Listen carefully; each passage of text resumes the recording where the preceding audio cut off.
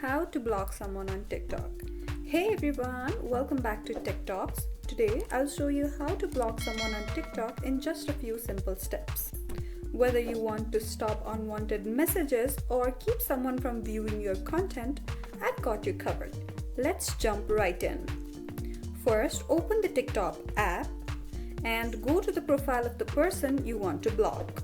You can find them by searching their username or tapping their profile from a comment, message, or video.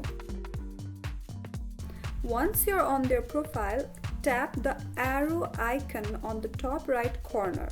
This will open a menu with different options.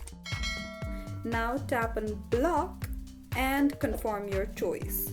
Once you block someone, they won't be able to see your profile, videos, or send you messages anymore.